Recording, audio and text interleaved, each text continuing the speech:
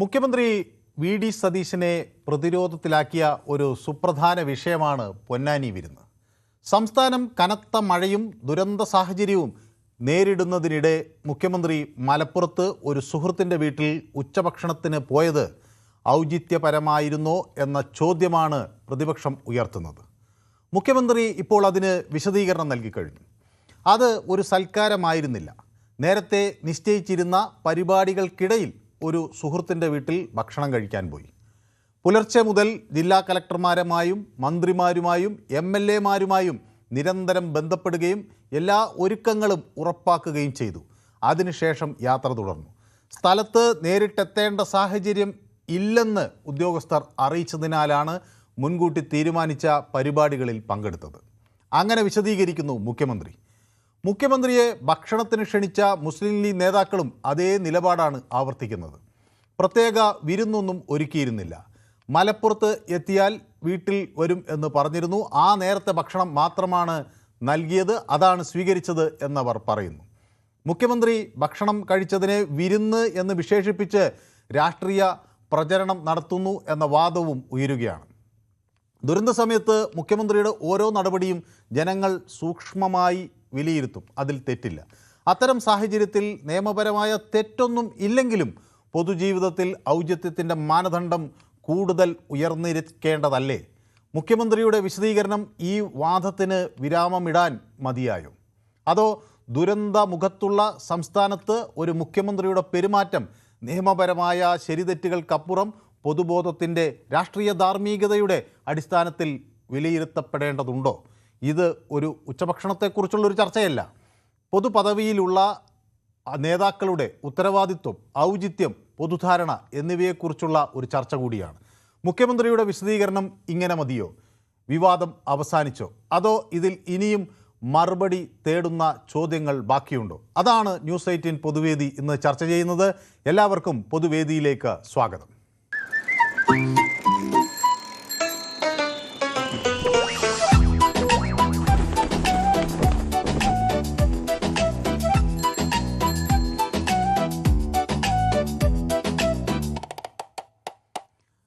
അപ്പോൾ 2 ദിവസം മുമ്പാണ് മുഖ്യമന്ത്രി ഇങ്ങനെ ഒരു പരിപാടിക്കായി പൊന്നാനിയിൽ എത്തുന്നത്.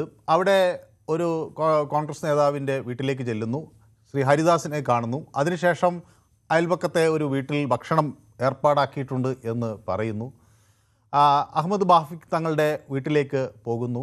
അവിടുന്ന് ഭക്ഷണം കഴിക്കുന്നു. ഫൈസൽ ബാഫിഖ് തങ്ങൾ ആ ദൃശ്യങ്ങൾ തൻ്റെ സമൂഹ മാധ്യമത്തിൽ പങ്കുവയ്ക്കുന്നു.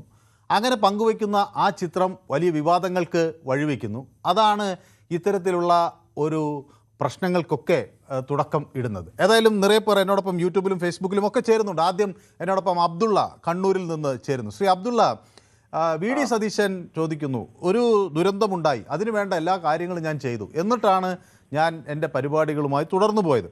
പക്ഷേ അവിടെ എത്തിയപ്പോൾ ഭക്ഷണം കഴിക്കാൻ പോയി, ഭക്ഷണം കഴിച്ചു, അതിനെ വിരുന്നെന്ന് എന്ന തരത്തിൽ ചിത്രീകരിക്കുന്നതിൽ തെറ്റുണ്ട് എന്ന് അദ്ദേഹം പറയുന്നു. അത് ശരിയല്ല എന്ന്. പക്ഷേ ഞാനൊരു കാര്യം ചോദിച്ചോട്ടെ. പിന്നെ കഴിഞ്ഞ ഗവൺമെന്റ് ഭരിക്കുന്ന സമയത്ത് ജൂൺ ലാസ്റ്റ് ജൂലൈ 1 ഡാമുകളിൽ 95% വെള്ളം നിറഞ്ഞിരിക്കുന്ന സമയത്ത് കേന്ദ്ര ഗവൺമെന്റിന്റെ അറിയിപ്പ് വന്ന് ശക്തമായ മഴ ഉണ്ടാവും.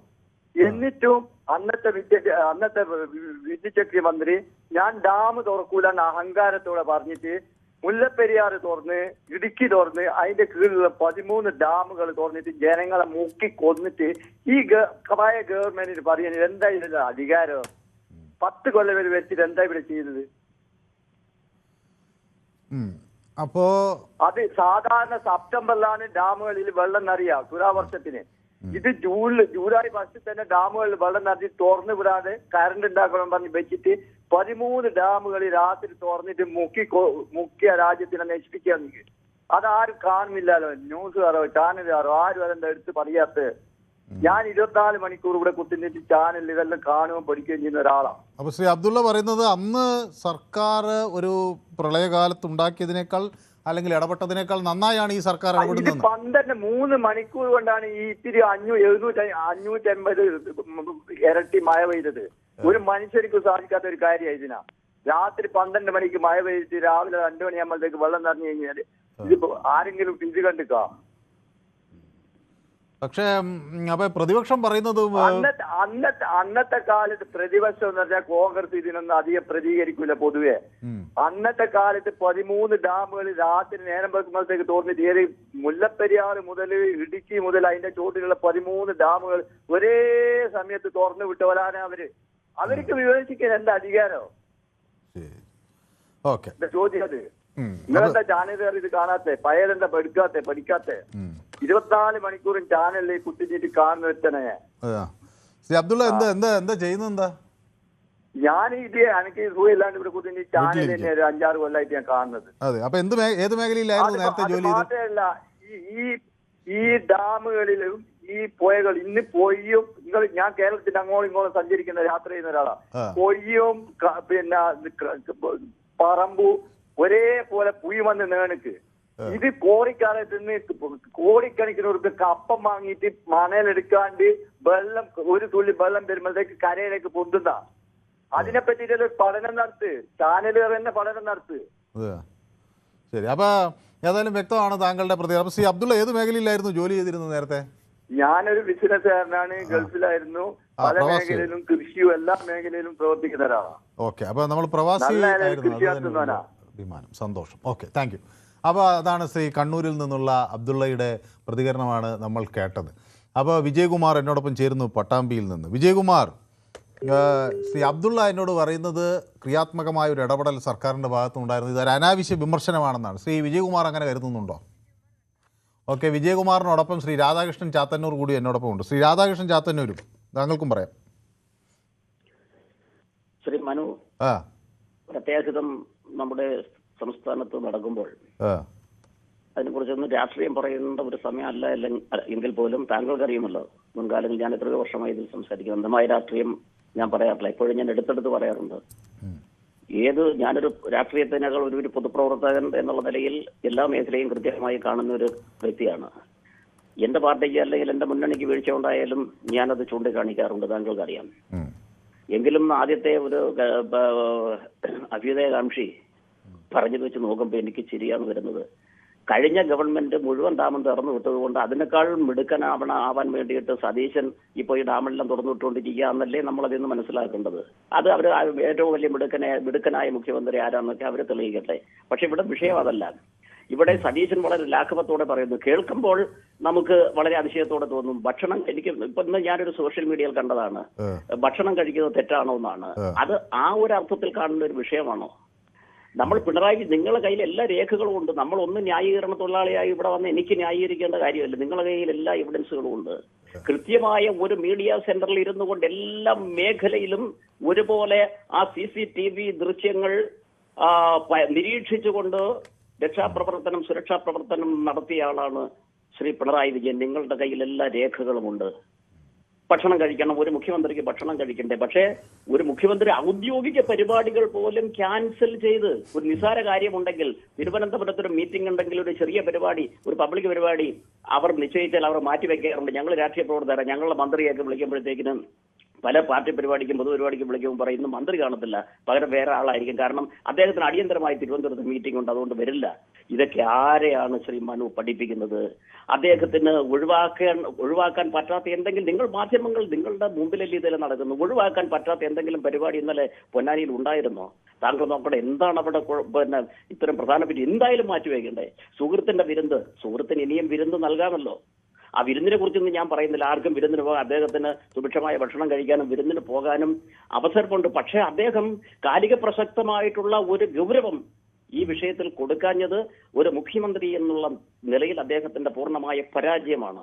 നിരവധി മന്ത്രിമാർ നമ്മൾ 2-3 ദിവസമായി നമ്മൾ സോഷ്യൽ മീഡിയയിലടക്കം കാണുന്നു. അവർക്കെല്ലാം മതമേലധ്യക്ഷന്മാരുടെ മുൻപിൽ പോയി നിന്ന് കുനിയാൻ, ഞാൻ ഇന്നലെ ഒരു ബിന്ദു കൃഷ്ണയുടെ ഒരു ക്ലിപ്പിംഗ് കണ്ട് ഞാൻ വിഷമിച്ചു പോയി. ഒരു മന്ത്രിമാരുടെയൊക്കെ ഒരു ഗതികേട്, നിരന്നിരിക്കുന്ന മേലധ്യക്ഷന്മാർ നിങ്ങളും കണ്ടു കാണുമല്ലോ, കുനിയുന്നത്. ആ പാദസേവ ചെയ്ത് കുനിഞ്ഞ് ഈ ചെറുപ്രായത്തിലെ ബിന്ദു കൃഷ്ണ ഈ വൃദ്ധയായി പോകുമെന്നാണ് എന്റെ പേടി. നമ്മളുടെയൊക്കെ ഈ ഇവിടുത്തെ സമുദായ നേതാക്കന്മാരാണോ ഇവിടെ LDF-നെ UDF-നെ ജയിപ്പിക്കുന്നത്? ഇപ്പോഴും ഈ രാഷ്ട്രീയക്കാരുടെ നവമണ്ഡലത്തിൽ എന്താണ് വെളിച്ചം വെക്കാത്തത്? ഈ അവസരം വരുമ്പോഴെല്ലാം LDF-നെയും UDF-നെയും വിമർശിച്ചുകൊണ്ട് കാര്യം സാധിച്ചെടുക്കുന്ന സമുദായ നേതാക്കന്മാർ അവരെ കാണുമ്പോൾ ആ ബിന്ദു കൃഷ്ണയുടെ ഒരു നടുവ് വളയുന്നത് മനു അതൊന്നിട്ട് കാണണം കേട്ടോ. നമ്മുടെ ജനാധിപത്യ രാജ്യത്തിന്റെ ഒരു ഗതികേട്. ബിന്ദു കൃഷ്ണ ഞങ്ങളുടെ നാട്ടുകാരെയും കൂടി എനിക്ക് ബഹുമാനമുണ്ട്. ഒരു തീപ്പൊരി നേതാവ്. ഞാൻ രാഷ്ട്രീയ എതിരാളിയായാലും നല്ല എല്ലാ പാർട്ടികളും വേണമെന്ന് ആഗ്രഹിക്കുന്നവരാണ് ഞങ്ങൾ. കാരണം എല്ലാ പാർട്ടികളും മത്സരിച്ച് പ്രവർത്തിച്ചാലേ രാജ്യത്ത് ജനാധിപത്യം നടപ്പാകൂ. എല്ലാ BJP ഇപ്പൊ ഞങ്ങളുടെ LDF മാത്രമാണെങ്കിൽ അത് LDF ഏകാധിപതിയായി പോകും. LDF വേണം, BJP വേണം, കോൺഗ്രസ് വേണം, എന്നാലേ ജനാധിപത്യം നടക്കൂ. എന്ത് ബിന്ദു ഏതായാലും സമയം അതിക്രമിക്കുന്നതുകൊണ്ടാണ് അങ്ങയുടെ നിലപാടുകൾ എനിക്ക് വ്യക്തമാക്കാൻ കഴിഞ്ഞു എന്നാണ് ഞാൻ വിചാരിക്കുന്നത്. അപ്പോൾ മനോജൻ എന്നോടൊപ്പം ചേരുന്നത് പയ്യോളിയിൽ നിന്നാണ്. ശ്രീ മനോജൻ. ഹലോ. സാറേ, ആ എനിക്ക് പറയാനുള്ളത് കഴിഞ്ഞ വർഷത്തെ മുഖ്യമന്ത്രി എങ്ങനെയായിരുന്നു ഇത് മന്ത്രി കഴിഞ്ഞ വർഷം എടുത്ത നിലപാട്? എന്തെല്ലാം കാര്യങ്ങൾക്ക് മന്ത്രിസഭ എല്ലാ മന്ത്രിമാരും ആ സ്പോട്ടില് നടന്ന സ്ഥലങ്ങളിൽ എല്ലാ മന്ത്രിമാരും യോജിച്ചുകൊണ്ട് എല്ലാ ജില്ലകളിലും കർമ്മസേന ഉണ്ടാക്കി എല്ലാവർക്കും വേണ്ട രീതിയിൽ അവിടെ എന്താ വേണ്ടതെന്ന് വെച്ചാൽ എല്ലാ കാര്യങ്ങളും കൃത്യമായിട്ട് ചെയ്തിട്ടുണ്ട്. ഇപ്പൊ VD സതീശൻ എന്താ ചെയ്തിരിക്കുന്നത്? മലപ്പുറത്ത് പരിപാടിക്ക് പോയി അവിടെ പോയി ഭക്ഷണം കഴിക്കുക. ഭക്ഷണം കഴിച്ചോട്ടെ, ഭക്ഷണം എല്ലാവർക്കും വേണോ? ജീവന നിലനിർത്തിന്റെ എല്ലാവർക്കും ആവശ്യമാണല്ലോ. ഭക്ഷണം എല്ലാം കഴിക്കണം. ഭക്ഷണം കഴിച്ചാൽ അയാൾ ചെയ്യേണ്ട കാര്യങ്ങൾ കൃത്യമായിട്ട് ചെയ്തിട്ടായിരുന്നു അവിടെ എല്ലാം പോകണ്ടേ. പിന്നെ ഈ കഴിഞ്ഞ വർഷം ഹെലികോപ്റ്റർ എടുത്ത വകയിൽ അനാവശ്യമായിട്ട് പണം എടുത്ത് ദൂർത്തടിച്ചു വേണ്ടി ഇത് മൂപ്പരെ അമ്മായി അച്ഛനെ, അതായത് ഭാര്യന്റെ അച്ഛനെ കാണാൻ വേണ്ടിയിട്ട് ഉപയോഗിക്കേണ്ട ഒരു സാധനമായി മാറി. ഇപ്പൊ അതിൻ്റെതായിട്ട് അത്ര വലിയ സീരിയസ് എന്നുള്ള ഒരാളെന്നല്ല അയാൾ ഇപ്പൊ കാണാൻ പോയെ. ഒന്ന് പോകായിരുന്നു. അത് ഈസിയെല്ലാം നോക്കി. അദ്ദേഹം പറയുന്നത് അത് ഒരു വ്യവസായ ഗ്രൂപ്പുമായി ചർച്ച ചെയ്യാൻ പോയതാണ്. അതിനാണ് ഹെലികോപ്റ്റർ എടുത്ത് പോയത്. അതുകൊണ്ട് അത് അല്ലെങ്കിലും വാടക കൊടുക്കേണ്ട ഒന്നാണ്. അത് അവിടെ വെറുതെ ഇരിക്കുന്നതുകൊണ്ട് അത് എടുത്ത് പോയി എന്നുള്ളതേ ഉള്ളൂ. സംസ്ഥാനത്തിന് ഒരു ആവശ്യത്തിന് പോയതിന് ശേഷം അവിടെ വെച്ച് ഒരു കുടുംബാംഗത്തെ കാണാൻ, അല്ലെങ്കിൽ അദ്ദേഹത്തിന്റെ ഭാര്യയുടെ അച്ഛനെ കാണാൻ പോയി. അത് അവിടുന്ന് കാറിലാണ് പോയത് എന്നാണ് വിശദീകരണം. അല്ല, അത് ശരിയാ. പോകേണ്ടത് പോകെല്ലാം വേണം, പോകണ്ടെന്നൊന്നും ആരും പറയുന്നില്ല. അടിയന്തര ഘട്ടത്തിൽ പോകണ്ടെന്നുണ്ടെങ്കിൽ. പക്ഷേ അടിയന്തര ഘട്ടത്തിൽ ഹെലികോപ്റ്റർ എടുത്ത് വരേണ്ട സ്ഥലം എവിടെയായിരുന്നു വെച്ചാല് ഇപ്പം ദുരന്തമുണ്ട സ്ഥലങ്ങളിലായിരുന്നു വരേണ്ടത്. അല്ലാതെ ഇവിടെയൊന്നുമല്ല വേണ്ടേ. ഈ സംസ്ഥാനത്തിന് മുഖ്യമന്ത്രിയാ. ഈ സംസ്ഥാനത്തിന്റെ ജനങ്ങൾക്ക് ഉണ്ടാകുന്ന കഷ്ടപ്പാടുകളും ഇതെല്ലാം കാണാൻ അയാളൊന്ന് ശ്രമിക്കേണ്ടതായിരുന്നു. രണ്ടാമത് ശരി, അപ്പോൾ വ്യക്തമാണ് അങ്ങ് പറഞ്ഞത് കൃത്യമാണ്. ഓക്കെ. അപ്പോൾ എന്നോട് ഇപ്പം യൂട്യൂബിൽ ചില ആളുകളൊക്കെ എല്ലാവരും നമ്മുടെ സ്ഥിരം ആളുകളൊക്കെ ചേർന്നിട്ടുണ്ട്. ഷിജു ഉണ്ട്. Food is more important than anything, he needs to survive, nothing wrong in it എന്ന് പറയുന്നു. If he remains healthy he can act more, so nothing is wrong in it എന്ന് എന്നോട് ഷിജു പറയുന്നു. അപ്പോൾ പ്രമോദ് നാണു എനിക്ക് പതിവ് പോലെ കാവ്യ ഹൃദയങ്ങളൊക്കെ അയക്കുന്നുണ്ട്. ശ്രീമതി സൗമ്യ ബാംഗ്ലൂരിൽ നമ്മുടെ പൊതുവേദി കണ്ടുകൊണ്ടിരിക്കുന്നു. Good evening sir, may be knowingly or unknowingly slowly he is running away from his responsibilities എന്ന് പറയുന്നു. ഡോക്ടർ MP മണി എന്നോടൊപ്പം ചേർന്നിരിക്കുന്നു. അദ്ദേഹം പറയുന്നത് ഭരണം നടത്തുന്നവരും അവരുടെ എതിരാളികളും മുക്രിയിട്ടുകൊണ്ട് പരിസരബോധം ഇല്ലാതെ പരസ്പരം വെല്ലുവിളിക്കുകയാണ്. തമിഴ്നാട്ടിലെ കാളപ്പോരിനേക്കാൾ താഴ്ന്ന നിലവാരത്തിലായിരിക്കുന്നു രാഷ്ട്രീയം എന്ന് പരിതപിക്കുന്നു ഡോക്ടർ MP മണി. അദ്ദേഹം എപ്പോഴും രാഷ്ട്രീയത്തിലെ ഉയർന്ന മൂല്യ നിലവാരത്തെക്കുറിച്ച് എപ്പോഴും നാടിനെ ഓർമ്മപ്പെടുത്തുന്ന ഒരാൾ കൂടിയാണ്. പിന്നെ ജയകുമാർ എന്നോടൊപ്പം ഉണ്ട്, നമസ്കാരം എന്ന് പറഞ്ഞു. ശ്രീ പങ്കജാക്ഷൻ പതിവ് പോലെ എനിക്ക് ചുവന്ന ഹൃദയങ്ങളും ചുവന്ന പൂക്കളും അയക്കുന്നു. ശശിധരൻ പിള്ളയെ കണ്ടില്ലല്ലോ എന്ന് ആലോചിച്ചേ ഉള്ളൂ, അപ്പോഴേക്കും എത്തിയിട്ടുണ്ട്. പ്രകൃതി ദുരന്തത്തിൽ ഒരുപാട് പേർ കഷ്ടപ്പെടുന്നു, അതേപ്പറ്റി ഒരു ചർച്ച നടത്താത്തത് മോശമായി പോയി. ദിവസവും സതീശൻ്റെ പിറകെ തന്നെ പോകുന്നത് കല്ലിൽ കടിച്ച് പല്ല് കളയണോ എന്ന് എന്നോട് ശ്രീ ശശിധരൻ പിള്ള ചോദിക്കുന്നു. നമസ്കാരം എന്ന് പിന്നെ അമ്പാടി പറയുന്നു. ഭക്ഷണം കഴിച്ചാൽ പ്രശ്നമാണോ? അതെനിക്ക് മനസ്സിലാവുന്നില്ല എന്ന് പറയുന്നു. നിക്ഷേപകനെ കണ്ടു, ആളിനെ പറയില്ല, ഇത് ടാറ്റയാണോ എന്ന് പ്രമോദ് നാണു എന്നോട് ചോദിക്കുന്നു. ഒപ്പം ശ്രീ അജിത് കുമാർ C എന്നോട് പറയുന്നു, ഇടതുകാലിലെ മന്ത് ജനങ്ങൾ വലത് കാലിലേക്ക് മാറ്റി എന്നാണ്. ഗ്ലാഡിയേറ്റർ എന്നോടൊപ്പം ചേർന്നിട്ടുണ്ട്. ആറന്മുള വിമാനത്താവള പദ്ധതി തറക്കല്ലിടാൻ പറ്റിയ സമയമാണ്, ആരെങ്കിലും MLA ഒന്ന് ഓർമ്മിപ്പിക്കണേ എന്ന് പറയുന്നു. കിഷോർ കോന്നിയും എന്നോടൊപ്പം ചേർന്നിട്ടുണ്ട്. മറ്റാളുകളൊക്കെ നിൽക്കുന്നുണ്ട്. ഫാദർ സാമുവൽ നമ്മുടെ ഒരു സ്ഥിരം പ്രേക്ഷകനാണ്. ഫാദർ സാമുവൽ അവിടെ സുഖമായിരിക്കുന്നോ? Good evening. ആദ്യമായിട്ട് ഈ ദുരന്തവുമായിട്ട് ബന്ധപ്പെട്ട് വേദന അനുഭവിക്കുന്നവർക്കും നഷ്ടപ്പെട്ടവർക്കുള്ള എൻ്റെ അനുശോചനവും ദുഃഖവും ഞാൻ അറിയിക്കാൻ ചെയ്യുന്നത്. അതെ, നമ്മുടെ പൊതുവേദിക്ക് വേണ്ടി അങ്ങ് അത് ചെയ്തത് നന്നായി. നമ്മളെല്ലാവരും അവർക്കൊപ്പം ഉണ്ട്. ഇപ്പൊ എന്നോട് പലരും പറയുന്നുണ്ട് ഒരു രാഷ്ട്രീയ മറുപടി നൽകാൻ ഞാൻ ആഗ്രഹിക്കുന്നില്ല. ഉം. ഞാൻ പറയാൻ ആഗ്രഹിക്കുന്നത് ആ. മുഖ്യമന്ത്രിയെ സംബന്ധിച്ചിടത്തോളം ഇങ്ങനെ ഒരു വേദനാജനകമായിരിക്കുന്ന സന്ദർഭത്തിൽ എല്ലാ പരിപാടികളും നിർത്തിവെച്ച് പോകേണ്ടതായിരുന്നു. തിരുവനന്തപുരത്ത് തന്നെ കേന്ദ്രീകരിച്ച് എല്ലാം കോർഡിനേറ്റ് ചെയ്ത് വൈകുന്നേരം ഒരു 6 മണിക്ക് ഒരു പത്രസമ്മേളനം നടത്തണം. ഇന്നാണ് ഇത്രയൊക്കെ ദുരന്തങ്ങളാണ് ഉണ്ടായിരിക്കുന്നത്.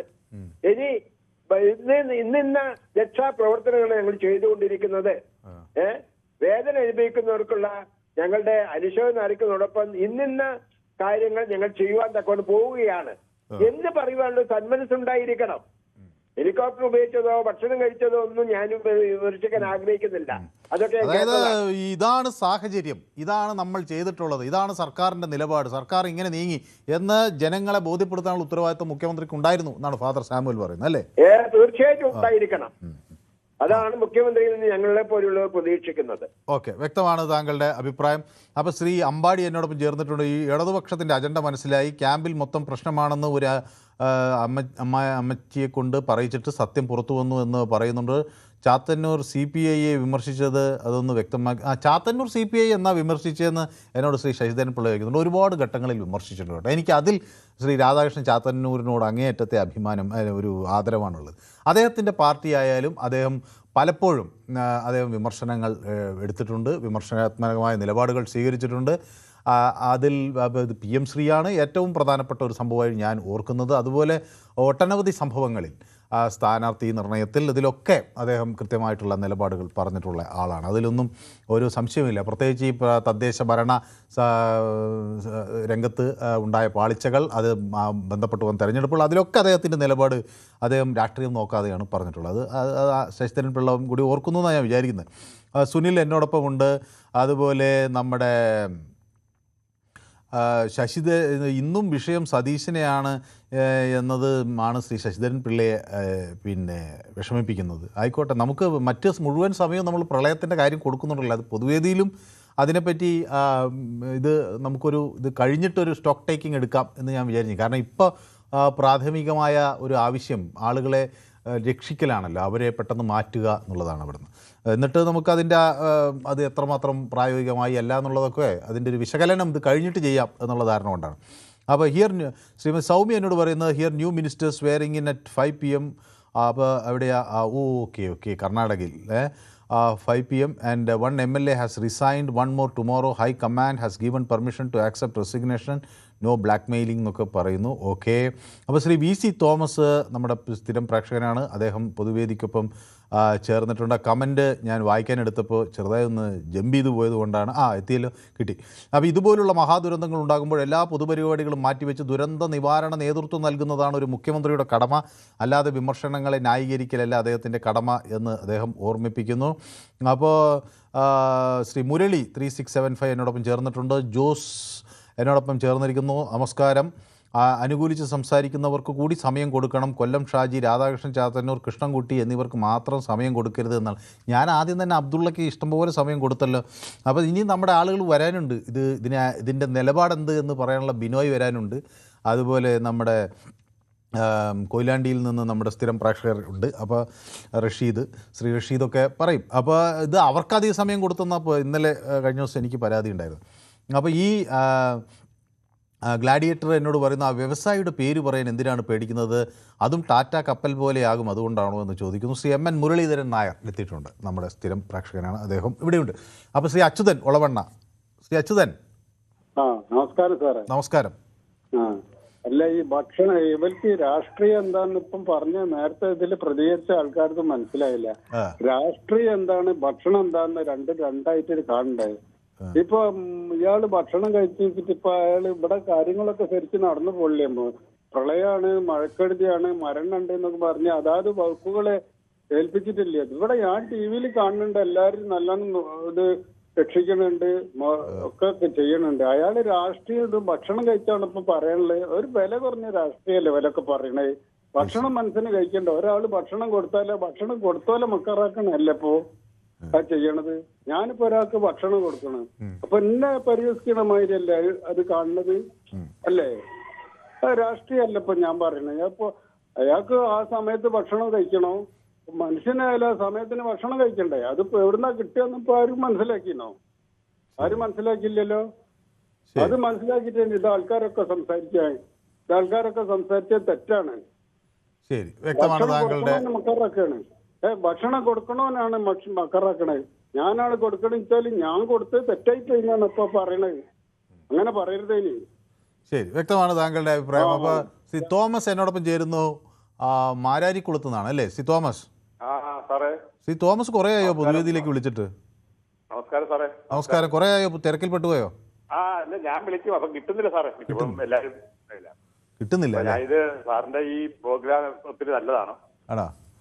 പിന്നെ അതുപോലെ തന്നെ ഈ റിപ്പോർട്ടർ ചാനലുകാരൊക്കെ എന്തെന്നാണ് പറയുന്നത് അറിയാം. എന്തോ വൈരാഗ്യം കൊട്ടേഷൻ മേടിച്ചോണ്ട് ചെയ്യുന്ന പോലെയൊക്കെ ഞാൻ കാണുന്നുണ്ടിരിക്കുന്നത്. അപ്പൊ ഈ ഭക്ഷണം കഴിച്ചു എന്ന് പറയുന്നത് അങ്ങേര് മനഃപൂർവ്വം, അങ്ങേർക്ക് വിശപ്പില്ല സാറേ. അങ്ങേര് എല്ലാം ചെയ്തോട്ടെ. അങ്ങേരെ ട്രാജക്ട് ചെയ്യാൻ വേണ്ടി എല്ലാരും പറയണൊക്കെ ഞാൻ നോക്കിയിട്ട് അങ്ങയുടെ കുറെ ജാതിക്കാരും അങ്ങേരുടെ പാർട്ടിയുള്ളവരും പിന്നെ അങ്ങയുടെ ഓപ്പോസിറ്റ് പാർട്ടിക്കാരും എല്ലാവരും അങ്ങേരെ കൊല്ലണം, അല്ലെങ്കിൽ അങ്ങേരെ ഇല്ലാതാക്കണം. ഞാനിപ്പോ നോക്കിയിട്ട് അങ്ങനെ കാണുന്നുള്ളൂ. അതുപോലെ അത് ഒരു കരുതിക്കൂട്ടിയുള്ളൊരു ചിത്രവധം, ഒരു തേജോവധം ചെയ്യാനുള്ളൊരു നീക്കമാണെന്നാണ് തോന്നുന്നത് എന്നാണ് താങ്കൾ പറയുന്നത്. അപ്പൊ എനിക്കൊരു പ്രേക്ഷകൻ എനിക്ക് കമന്റ് അയക്കുന്നു, സതീശനോ അങ്ങനെയാണെങ്കിൽ കാണിപ്പയ്യൂരിനെ ഒന്ന് കാണുന്നത് നല്ലതായിരിക്കും. ഓക്കെ, ഇപ്പൊ കമന്റ് അയക്കുക നമ്മുടെ സിജു. 80 രൂപയ്ക്കാണ് ഈ ഹെലികോപ്റ്റർ സർക്കാർ മേടിച്ചിട്ടിരിക്കുന്നത്. അത് 25 മണിക്കൂർ ഫ്രീ ആയിട്ട് ഓടാം. അപ്പൊ അതിൽ കുഴപ്പമില്ലെന്നാണ് ശ്രീ തോമസ് പറയുന്നത് അല്ലേ? അവിടെയൊക്കെ മാരാരിക്കുളത്തൊക്കെ മഴയുണ്ടോ ശ്രീ തോമസ്? എങ്ങനെയാ അവസ്ഥ? മഴയുണ്ട്. തോമസിന്റെ വീടൊക്കെ സേഫ് അല്ലേ? നിങ്ങളുടെ വീടൊക്കെ കുഴപ്പമില്ല. മാരാരിക്കുളം എന്ന് പറയുന്ന പ്രത്യേക സ്ഥലം സാറേ. അവിടെ ഒരിക്കലും ദൈവം കനിഞ്ഞു വെച്ച സ്ഥലം. ഇപ്പൊ തന്നെ ഞാൻ ഒരു കാര്യം പറയും. കോട്ടയത്തുകാരൊക്കെ ഞങ്ങളെയൊക്കെ സാർ കേൾക്കാവോ? കേൾക്കുന്നു. കോട്ടയത്ത് ഉള്ളവരൊക്കെ ഞങ്ങളെ പടിഞ്ഞാറുകാരെന്നാ വിളിക്കണം. പടിഞ്ഞാറ്. പക്ഷെ അവരെ ഇപ്പൊ ഉള്ളവർ കിടന്ന് മുങ്ങിയ കുഴപ്പമില്ല. ഏതായാലും നമുക്ക് അവരെയും കൂടി രക്ഷിക്കാനുള്ള ഒരു ഉത്തരവാദിത്വം ഉണ്ട്. മാത്രമല്ല ഏതായാലും അതിനിപ്പോ ഇവിടുന്ന് പടിഞ്ഞാറുകാർ ചെല്ലേണ്ടി വരുന്നു. അപ്പൊ പോണം നമുക്ക്. രാജ്യത്തെ വേർതിരിച്ച് കാണുന്ന പോലെയാണ് അവരുടെയൊക്കെ ചിന്തകൾ. ശരി, അപ്പം ദൈവം എവിടെയൊക്കെ പ്രവർത്തിക്കുന്നുണ്ടെന്ന് എനിക്ക് തോന്നണേ. ശരി, അപ്പോൾ വ്യക്തമാണ് താങ്കളുടെ അഭിപ്രായം. അപ്പോൾ അവിടെ പ്രശ്നങ്ങളൊന്നും ഇല്ല എന്ന് കേൾക്കുമ്പോൾ തന്നെ ഒരു ആശ്വാസം. അപ്പോൾ ശ്രീമതി ആതിര എന്നോട് പറയുന്നത് സതീശൻ്റെ സ്ഥാനത്ത് പിണറായി ആയിരുന്നെങ്കിൽ മാധ്യമങ്ങൾ പിണറായിയെ വെറുതെ വിടുമോ എന്നാണ്. മാധ്യമങ്ങൾ സതീശനെയും വെറുതെ വിടുന്നില്ലല്ലോ, എല്ലാവരും പിടിക്കല്ലേ. പിണറായിയെ പഠിപ്പിക്കാൻ മാധ്യമങ്ങളും കോൺഗ്രസും ഈ സതീശൻ ചെന്നിത്തലയ്ക്ക് മുമ്പിൽ കാണുമായിരുന്നു. സതീശൻ കിട്ടുന്ന പ്രിവിലേജ് അങ്ങനെയൊന്നുമില്ല ആതിര. നമുക്കെല്ലാവരും തുല്യരാണ്. പിണറായി ആയാലും ഇടി സതീശനായാലും ഒക്കെ നമ്മൾ ഈ വിഷയം പറയുന്നു. ഇപ്പോൾ ആതിരി അതിൽ കമൻറ്റ് ചെയ്യുകയാണല്ലോ. അപ്പോൾ ഉദരം നിമിത്തം ബഹുകൃത വേഷം എന്ന് ശ്രീ മുരളി എന്നോട് പറയുന്നു. പഴയ പോലെ വൈകിട്ട് മേശ തുറന്നു വെച്ച് പത്രസമ്മേളനം തുടങ്ങിയാലോ എന്ന് പ്രമോദ് നാണു പരിഹസിക്കുന്നുണ്ട്. അപ്പോൾ വ്യവസായിയുടെ പേര് പറഞ്ഞിട്ട് വേണം പിണറായിക്ക് അത് പാര വെച്ച് തകർക്കാനെന്ന് ജോസ് പറയുന്നു. അപ്പോൾ നമ്മുടെ അമ്പാടി പറയുന്നു കോവിഡിന് ശേഷം പല റൂട്ടുകളിലും ബസ് നിന്നുപോയി, ബസ് ഇല്ലാത്ത റൂട്ടുകളുണ്ട്, ഇനി അതിനെക്കുറിച്ചൊരു ചർച്ച വെച്ചാൽ നല്ലതാണെന്ന്. അപ്പോൾ നമുക്കത് വെക്കാം അമ്പാടി, കുഴപ്പമൊന്നുമില്ല. Q4U എന്നോട് പറയുന്നത് അച്യുതൻ സൂപ്പറായിട്ട് കാര്യങ്ങൾ പറയുന്നുണ്ടെന്നാണ്. അപ്പോൾ നമ്മുടെ അച്യുതന് ചില അനുമോദനങ്ങളൊക്കെ കിട്ടിയിട്ടുണ്ട്. ശ്രീ നമ്മുടെ സ്കറിയ ചെറുപുഴയിൽ നിന്ന് എന്നോടൊപ്പം ചേരുന്നു. ശ്രീ സ്കറിയ, ഈ വിവാദം ഇതോട് തീരും എന്ന് ശ്രീ സ്കറിയ കരുതുന്നുണ്ടോ? വിവാദം തീർന്നില്ല മനു. വിവാദം 1 മണിക്കത്തെ VD സതീശന്റെ പത്രസമ്മേളനത്തോട് വിവാദം എല്ലാം തീർന്നു. ഇനി അതിന് കാറ്റില്ല. ഒരു കഴമ്പുമില്ല. കാരണം പുള്ളി പറഞ്ഞല്ലോ, ഞാൻ ഓഫീസിലിരുന്ന് എന്റെ ഓഫീസുകളുടെ കാര്യങ്ങൾ കൃത്യമായി ചെയ്യുന്നുണ്ടായിരുന്നു. മന്ത്രിമാർക്ക് വിഷ്ണുനാഥ് ഉണ്ട്, റവന്യൂ മന്ത്രി ഉണ്ട്. കഴിഞ്ഞ പ്രാവശ്യവും ഈ വയനാട്ടിലൊക്കെ കാര്യങ്ങൾ നടന്നപ്പോൾ ഈ പിണറായി വിജയൻ അവിടെ വന്ന് കിടന്നിട്ട് കാര്യങ്ങൾ നടത്തില്ലേ ചെയ്ത്. അന്ന് നമ്മുടെ റിയാസും റവന്യൂ മന്ത്രിയാണ് കാര്യങ്ങൾ ചെയ്തത്. അപ്പൊ ആ വിഷയം അവിടെ തോന്നുന്നു. പിന്നെ എനിക്കൊരു കാര്യം പറയാണ്ട്, ഇന്നലെ ഞാൻ വിളിച്ചപ്പോൾ ബിനോയ് കൊല്ലമാണെന്ന് തോന്നുന്നു പറഞ്ഞു. 50 വണ്ടി ഇല്ലായിരുന്നു, 500 പോലീസുകാരും ഇല്ലായിരുന്നു. ബിനോയ് അങ്ങനെ പറയില്ല. ബിനോയ് അടിയുറച്ച കോൺഗ്രസ് പ്രവർത്തകനാണ്. അത് പറഞ്ഞത് വേറൊരു കൊല്ലം, അത് കൃത്യമായിട്ട് എടുത്തല്ല അറിയാം. ഒരു കൊല്ലത്തുള്ള പുള്ളി പറഞ്ഞായിരുന്നു, കറിയാച്ചൻ പറഞ്ഞത് തെറ്റാണ്, 500 പോലീസുകാരില്ലായിരുന്നു, 500 വണ്ടി ഇല്ലായിരുന്നു. ഈ ബിനോയ് ആ പറഞ്ഞ എന്നെ വിമർശിച്ച വിമർശനം നല്ലതാണ്, പൊതുവേദിക്ക് വിമർശനം വേണം. ഹലോ, അത് ബിനോയ് അല്ല, ഷാജിയാണോ എന്ന് എന്റെ ഒരു ഓർമ്മ. ഏതൊരു കൊല്ലത്തുള്ള ഒരു പുള്ളിയാണ്, ആ പേര് എനിക്ക്. അപ്പൊ അതിനെ ഞാനൊന്ന് ക്ലിയർ ചെയ്തോട്ടെ മനു, ഒന്ന് ക്ലിയർ ചെയ്തോട്ടെ. ഈ കേരളത്തിൽ ഏറ്റവും കൂടുതൽ വണ്ടി ഓടുന്ന സ്ഥലമാണ് കണ്ണൂർ കാൽടെക്സ്. ഈ കാൽടെക്സിൽ കൂടെ മാത്രമേ വണ്ടികൾ അങ്ങോട്ട് കൃത്യമായി കേൾക്കൂ. കാൽടെക്സിൽ കൂടെ മാത്രമേ കാസർഗോഡേക്കും തലശ്ശേരി ഭാഗത്തേക്ക് കാൽടെക്സ്, നമ്മുടെ കണ്ണൂർ കാൽടെക്സിൽ കൂടെ പോകുള്ളൂ. അല്ലാതെ കണ്ണൂർ നഗരത്തിന്റെ ഹൃദയഭാഗമാണ് AKGയുടെ ഒക്കെ പ്രതിമയുള്ള കാൽടാക്സ്. അതെ. അപ്പം ഞാൻ ഡേറ്റ് അടക്കം പറയുന്നു 3/11/2025 10:45 ഞാൻ എന്റെ ഭാര്യയും കൊണ്ട് മിംസ് ആശുപത്രിയിൽ 11 മണിക്ക് ഡോക്ടറെ കാണാൻ അപ്പോയിന്റ്മെന്റ് എടുത്തിട്ട് പോകുന്ന സമയത്ത് 10:45 ആ സർക്കിളിലുള്ള എല്ലാ റോഡുകളിലെയും വണ്ടി ബ്ലോക്ക് ചെയ്ത് മട്ടന്നൂർ വിമാനത്താവളത്തിൽ നിന്ന് മേലെ ചൊവ്വയിൽ നിന്ന് കണ്ണൂർക്ക് വരാനായിട്ട് എന്റെ പൊന്ന് ഈ കൊല്ലത്തുള്ള സഹോദര ശ്രദ്ധിച്ചു കേൾക്കണം, വിവരാവകാശ നിയമത്തിന് അപേക്ഷ കൊടുത്താൽ കിട്ടും. 3/11/25 ഈ പറഞ്ഞ 51 വണ്ടികളും അതിന്റെ പുറകിൽ ആംബുലൻസ് അടക്കം വന്നിട്ടില്ല എന്ന് വിവരാവകാശ നിയമം കൊടുത്താൽ കിട്ടും. അന്ന് കേരളത്തിലെ മുഖ്യമന്ത്രി പോയിട്ടുണ്ടായിരുന്നു എന്ന് ചോദിക്കുക. ഈ 3/4 മണിക്കൂർ ഈ മേലേച്ചേവ തുടങ്ങി പഴയ ബസ് സ്റ്റാൻഡ്, അതായത് കണ്ണൂർ പഴയ ബസ് സ്റ്റാൻഡ് വരെ ഈ പോലീസിനെ നേരത്തെ നിർത്തിയിട്ട് വിവരാവകാശ നിയമം കൊടുത്തു നോക്കണം. ഞാനൊരു കാര്യം പൊതുവേദിയിൽ പറയുന്നുണ്ട്, ഇതിൽ ലോകത്തുള്ള എല്ലാവരും കേൾക്കുന്നതാണ്, അത് വ്യക്തമായ കാര്യങ്ങൾ പറയണം. അപ്പൊ ആ കാര്യങ്ങളെ കുറിച്ച് പഠിച്ച ശേഷമേ ഞാൻ പറയാറുള്ളൂ. അല്ലാതെ ഞാൻ ഒരു കാര്യവും മോശമായി പറയാറോ അല്ലെങ്കിൽ ആരെ തേജോവധം ചെയ്യാനൊന്നുമില്ല. അത് കാരണം കൃത്യമായും വിവരാവകാശ നിയമം കൊടുക്കുക. 3/11/2025 മുഖ്യമന്ത്രി കണ്ണൂർ വിമാനത്താവളത്തിൽ വന്നിറങ്ങി മേലെ ചൊവ്വേ കൂടെ ഈ കാൽടെക്സ് കടന്ന് പോകുമ്പോൾ എത്ര വണ്ടി ഉണ്ടായിരുന്നു, അവിടെ എത്ര പോലീസുകാരെ 2 സൈഡിലും നിർത്തി ഈ വഴികൾ മുഴുവൻ ബ്ലോക്ക് ചെയ്ത് വെച്ചിട്ടുണ്ടോ എന്ന് പ്രിയപ്പെട്ട സഹോദര, രാഷ്ട്രീയ വൈരാഗ്യമല്ല, കൃത്യമായി പഠിച്ചിട്ട് കാര്യങ്ങൾ പറയാം. അറിയാത്ത ഒരു കാര്യം പറയുന്നുണ്ടെങ്കിൽ പൊതുവേദിയാണ്, ലോകത്തുള്ളവർ കാണുന്നതാണ്. ഞാനൊരു മോശം പറഞ്ഞാൽ അത് മോശമാണ്, അത് മനുവിനറിയാം, ഈ കേൾക്കുന്നവർക്കും അറിയാം. കറിയാച്ചനെ വിമർശിക്കുന്നതാണ്. അത് കാര്യങ്ങൾ പഠിച്ചിട്ട് വേണം. അതാണ് ഞാൻ ഡേറ്റ് അടക്കം, കാരണം കൃത്യമായിട്ട് ഡേറ്റ് കിട്ടാൻ കാരണം ഞാൻ അന്ന് എന്റെ ഭാര്യയെ മിംസ് ആശുപത്രിയിൽ അഡ്മിറ്റ് ചെയ്ത ദിവസമാണ്. ആ ചീട്ടുണ്ട്. അത് കാരണം ഇതിന് കൃത്യമായി അത് പഠിക്കുക. അല്ല രാഷ്ട്രീയം പറഞ്ഞിട്ടോ ഒരാൾ നല്ലതാണെന്നോ, നല്ലത് ആര് ചെയ്താലും നല്ലതാണ്, തെറ്റ് ചെയ്താൽ തെറ്റാന്ന് പറഞ്ഞു. അത് ഞാൻ ഇന്ന് ഈ കഴിഞ്ഞ ആഴ്ച പറഞ്ഞായിരുന്നു. ആർജവത്തോടുകൂടി ആരാറായെന്ന് ചോദിക്കുമ്പോൾ പോടാന്ന് പറയാനുള്ള തന്റെ ഇടം വേണം. നടു വളയരുത്, നട്ടല് വളയരുത്. ശരി, അപ്പോൾ വ്യക്തമാണ്. ഏതായാലും അത് അങ്ങയുടെ നമുക്ക് ഷാജി ഉണ്ടല്ലോ, ഞാൻ ഷാജി വരുമ്പോൾ ഷാജി വരും, പക്ഷേ മറുപടി പറയായിരിക്കും.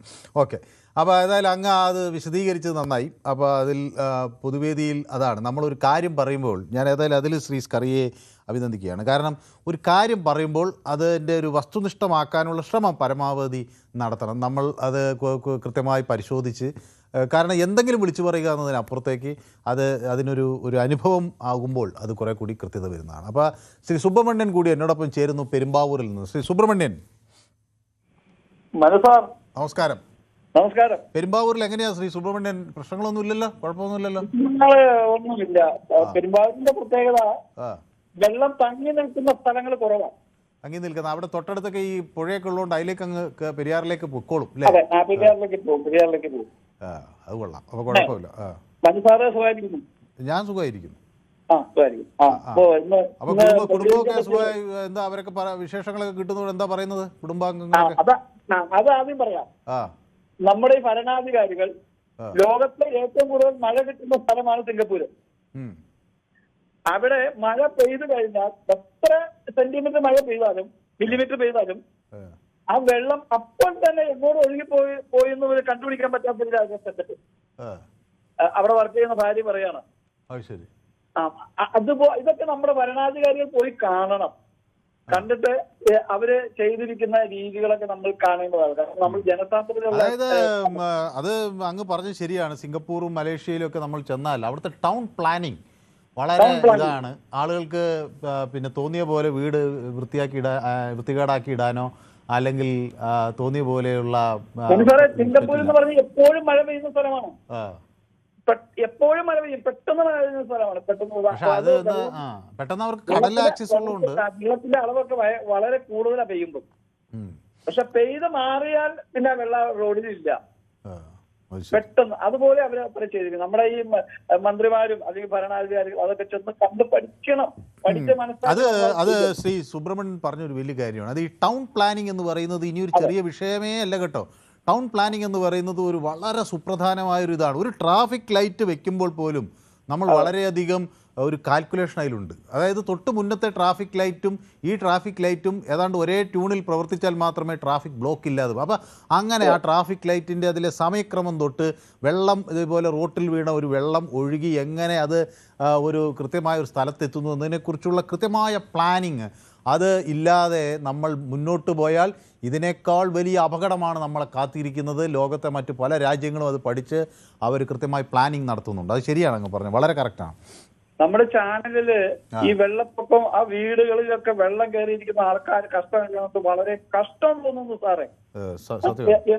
ഒരു ദിവസം മഴ പെയ്തപ്പോഴേക്കും കേരളം ഇങ്ങനെ ആയെങ്കിൽ ആ ഒരു തുടർച്ചയായ ഒരു 3 ദിവസം മഴ പെയ്താൽ ഈ ഞങ്ങൾ താമസിക്കുന്ന സ്ഥലമൊക്കെ വളരെ സുരക്ഷിതമാണ്. ഇവിടെ ഈ അടുത്ത് എത്ര വെള്ളം വന്നാലും മുല്ലപ്പെരിയാർ പൊട്ടാതെ നമുക്കൊന്നും പറ്റില്ല. എന്നാൽ എത്രയോ കഷ്ടതയോടെ ആൾക്കാർ നമ്മുടെ ചാനലിൽ കാണുമ്പോൾ വളരെ സങ്കടത്തോടെയാണ് ഇത് കണ്ടുകൊണ്ടിരിക്കുന്നത്. ചാനൽ TV ഓഫ് ചെയ്യുന്നതേ ഇല്ല. അപ്പോ സതീശൻ മുഖ്യമന്ത്രിയോടുള്ള ഒരു കാര്യം നമുക്ക് നിർത്താം. മുഖ്യമന്ത്രി എപ്പോഴും വിജിലന്റ് ആയിരിക്കണം.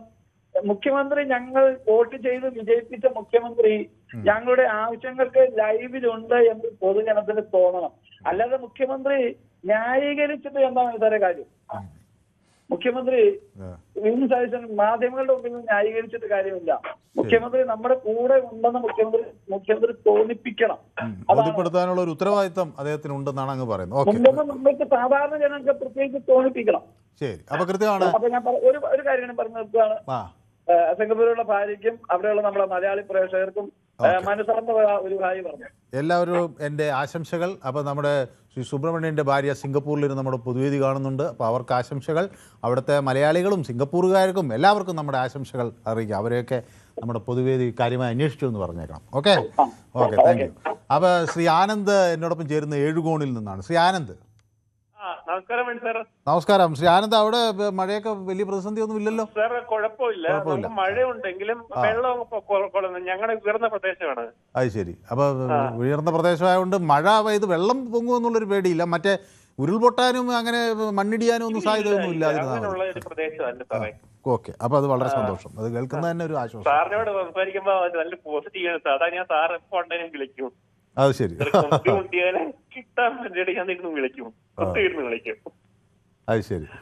അപ്പൊ ഈ ഞാൻ ശ്രീ ആനന്ദിനോട് ചോദിക്കട്ടെ, ഈ VD സതീശൻ ഭക്ഷണം കഴിക്കുന്നതിൻ്റെ ഒരു ദൃശ്യം കണ്ടപ്പോൾ അത് സമൂഹ മാധ്യമങ്ങൾ അദ്ദേഹത്തെ വലിയ തോതിൽ അത് വെച്ച് ആളുകൾ ആക്രമിക്കുകയൊക്കെ ചെയ്തു. അത് എങ്ങനെയാണ് ശ്രീ ആനന്ദിന് തോന്നിയത്? അത് മുഖ്യമന്ത്രി കുറേ കൂടി ജാഗ്രത പുലർത്തണമെന്ന് തോന്നിയോ, അതോ ഇത് ഒരു അനാവശ്യ വിവാദമാണെന്ന് തോന്നിയോ? സാർ, എനിക്ക് തോന്നിയ കാര്യം ഞാൻ പറഞ്ഞു. ഇൻസ്റ്റാഗ്രാമിൽ ഇത് കണ്ടായിരുന്നു. കണ്ടപ്പം എനിക്ക് തോന്നിയത് ഇതൊരു അനാവശ്യ വിവാദം അങ്ങനെയല്ല, ഒരു വലിയ വിവാദമായി എടുക്കേണ്ട കാര്യം. അനാവശ്യ വിവാദമല്ല, ഒരു വലിയ വിവാദമായിട്ട് എടുക്കേണ്ട ആവശ്യമില്ല ഒന്നാമത്തെ കാര്യം. പിന്നെ നമ്മൾ ഈ ഒരു സമയത്ത് എന്ന് പറഞ്ഞാൽ നമ്മളൊരു പ്രത്യേകിച്ച് വെള്ളപ്പൊക്കം ഉള്ള ഒരു സമയത്ത് ഒരുപാട് പേര് ദുരന്തം അനുഭവിക്കും. സാറ് റിപ്പോർട്ട് ചെയ്തിട്ടുള്ള അറിയാതെ അല്ല, ഒരുപാട് നമ്മൾ കാണുമ്പോൾ നമുക്ക് TV ഒന്ന് ഓഫ് ചെയ്ത് വെക്കാൻ തോന്നുന്നില്ല. കാര്യം നമ്മൾ കണ്ടുകൊണ്ട് തന്നെ ഇരിക്കുവാണ്, ലൈവ് ചാനലിൽ ലൈവ് പോകുന്ന കണ്ടുകൊണ്ടിരിക്കുകയാണ്. അപ്പൊ ആ സമയത്ത് അദ്ദേഹത്തിന് ചെറിയ പാഴ്ച പറ്റി. അതായത് അദ്ദേഹം ഒന്ന് ലൈവ് വന്ന് പറയണമായിരുന്നു. ഇപ്പം എല്ലാ മന്ത്രിമാരുടെ കയ്യിൽ ടെക്നോളജി, എല്ലാ സാങ്കേതിക വിദ്യ ഇവരുണ്ട്. ഇപ്പൊ ടാബ് സഹിതം ലാപ്ടോപ്പ് എല്ലാം ഉണ്ട്. എല്ലാ മന്ത്രിമാരുടെ കയ്യിലും മുഖ്യമന്ത്രിയുടെ കയ്യിലും എല്ലാം ഉണ്ടാവും, സ്റ്റാഫുകളുടെ ഉണ്ടാവും. ആ സമയത്തൊന്നും ലൈവ് വരണമായിരുന്നു. ഇത് അദ്ദേഹം പോയി ഭക്ഷണം കഴിച്ചു വന്നത് അദ്ദേഹത്തിന്റെ വ്യക്തിപരമായ കാര്യമാണ്. VD സതീശൻ എന്ന് പറയുന്നൊരു വ്യക്തിയല്ലേ. പക്ഷെ അതൊന്ന് ജനങ്ങളോട് ഞാൻ ഇങ്ങനെയൊക്കെ ചെയ്തിട്ടുണ്ട്, ഇതൊക്കെ ഇങ്ങനെ നടക്കുന്നു, നിങ്ങൾ ധൈര്യമായി ഇരിക്കും, ഞാൻ നിങ്ങൾക്ക് ഒപ്പം ഉണ്ടെന്ന് പറയാനുള്ള ഒരു ഉത്തരവാദിത്വം കാണിക്കണം. ജനങ്ങളോടൊപ്പം മുഖ്യമന്ത്രി ഞങ്ങളോടൊപ്പം ഉണ്ടെന്ന് ജനങ്ങൾക്കൊരു തോന്നൽ വേണം. അത് നല്ലൊരു ഒരു സജഷനാണ്. അപ്പൊ നമ്മുടെ മുഖ്യമന്ത്രിയുടെ ഓഫീസിലെ ആളുകൾ ഈ പരിപാടി കാണുകയാണെങ്കിൽ എനിക്ക് തോന്നുന്നു അതേ അതിനൊരു നീക്കം എടുക്കും. കാരണം ഇങ്ങനെയൊക്കെ ഉള്ളൊരു സമയത്ത് ഞാൻ ഇതൊക്കെ ഇന്ന കാര്യങ്ങൾ ചെയ്തിട്ടുണ്ട്. ഇടക്കിടക്ക് ഒരു ചെറിയൊരു ഒരു ഇൻഫർമേഷൻ ആളുകൾ കൊടുക്കുന്നത് സമൂഹ മാധ്യമങ്ങളിലോ. 5 മിനിറ്റ് വന്നിട്ട് പറഞ്ഞ ഞാൻ എനിക്കിങ്ങനെ സംഭവിച്ചിട്ട് അതിയായ വിഷമമുണ്ട്, ഞാൻ ദുഃഖം രേഖപ്പെടുത്തും, നമുക്ക് ഒരുമിച്ച് പോരാടാം മുമ്പോട്ടെന്ന് പറഞ്ഞാൽ ആ ഒരു മെസ്സേജ് പബ്ലിക്കിന് കൊടുത്തിട്ട് മുമ്പോട്ട് പോയി അവർക്ക് വലിയൊരു പോസിറ്റീവ്നെസ്, അത് അവർക്ക് ഒരു വലിയ സന്തോഷമാണ്. അതെ, ഒരു പോസിറ്റീവ് എനർജി കിട്ടുമായിരുന്നു. ശരിയാണ്, അങ്ങ് പറഞ്ഞ ശരിയാണ്. അപ്പൊ എനിക്ക് തോന്നുന്നത് നമുക്കിത് മുഖ്യമന്ത്രിയുടെ ശ്രദ്ധയിലൊന്ന് പെടുത്തണം. ഇത്തരം വിഷയങ്ങൾ വരുമ്പോൾ ശ്രദ്ധയിൽപ്പെട്ടായിരുന്ന വലിയ ഉപകാരമായിരുന്നു. കാര്യം അദ്ദേഹത്തിന് ഈ മിസ്റ്റേക്കിനി റിപ്പീറ്റ് ചെയ്യാതെ അദ്ദേഹം കൊണ്ടുപോകും. പിന്നീട് അദ്ദേഹം സാറേ മറ്റൊന്നും കൊണ്ട് പറയുമല്ലേ, ഞാൻ ഒരാളെ നെഗറ്റീവ് ആക്കുമല്ലേ. പുള്ളി ആണെങ്കിൽ മുമ്പ് മുഖ്യമന്ത്രിയായിട്ടോ മന്ത്രിയായിട്ടോ അങ്ങനെ വലിയൊരിതിൽ വന്നിട്ടില്ലല്ലോ. അപ്പൊ അതിന്റെ ഒരു എക്സ്പീരിയൻസ് കൂടെ കുറവുണ്ട്. ഞാൻ നെഗറ്റീവ് ആക്കുമല്ലേ സാറേ. ശരിയായിക്കോളും എന്ന് പ്രതീക്ഷിക്കാം അല്ലേ. പതുക്കെ കൊണ്ട് ശരിയായിക്കോളും. ആരും ആദ്യമായിട്ട് അങ്ങനെ കയറുമ്പോ പല രീതിയിലുള്ള ചെറിയ പാളിച്ചകൾ പറ്റുമെന്നുള്ളത് ശരിയാണ്. എന്ന് പറഞ്ഞാൽ നമ്മള് രാഷ്ട്രീയമായി അതിനെ ഒരിക്കലും അങ്ങനെ കാണാൻ ഒരുപാട് അങ്ങ് അത് എനിക്ക് ബോറായിട്ട് തോന്നി, വലിയ ബോറായിട്ട് തോന്നിയത്. ശരി, അപ്പോൾ ഏതായാലും വ്യക്തമാണ് അഭിപ്രായം. അപ്പോൾ ആനന്ദ് ഇപ്പോൾ സേഫാണ്. നമ്മൾ പൊതുവേദിയിൽ വിളിക്കുന്ന പല ആളുകളും സേഫാണെന്ന് പറയുമ്പോൾ തന്നെ ഒരു സന്തോഷം, ഒരു ആശ്വാസം. മറ്റുള്ളവരുടെ കാര്യത്തിൽ കാണുമ്പോൾ അങ്ങേയറ്റത്തെ വിഷമവും തോന്നുകയാണ്. ഏതായാലും ശ്രീ പ്രേമൻ എന്നോടൊപ്പം ചേരുന്നുണ്ട്. ശ്രീ പ്രേമൻ ചെന്നൈയിലേക്ക് മടങ്ങിപ്പോയോ? ഇല്ല, ചെന്നൈയില്ല, വടകരയാ ഉള്ളത്. വടകരയിലാണ്. വടകരയുള്ള മകളെ വീട്ടിലാ ഉള്ളത്. അപ്പൊ അല്ല, പിണറായി ഇവിടെ ഇങ്ങോട്ടായിരുന്നില്ലേ, കണ്ണൂരായിരുന്നല്ലോ? പിണറായി ഇന്ന് കാലത്ത് പിണറായിലായിരുന്നു. പിണറായിൽ ഇപ്പൊ വടകര വന്നിട്ടാ ഉള്ളത്. വടകരയിലേക്ക് എത്തി. വടകരയിലാ ഉള്ളത്. അപ്പൊ ഈ മഴക്കാലത്ത് അങ്ങോട്ടും ഇങ്ങോട്ടും യാത്ര ചെയ്യുന്നതുകൊണ്ട് കുഴപ്പമൊന്നും അവിടെ പ്രശ്നങ്ങളൊന്നും ഇല്ല അല്ലേ? ഇല്ല, ഇവിടെ കുറച്ച് ദിവസം ഇവിടെ നിൽക്കേണ്ട അത്യാവശ്യം ഉള്ളത് കൊണ്ട്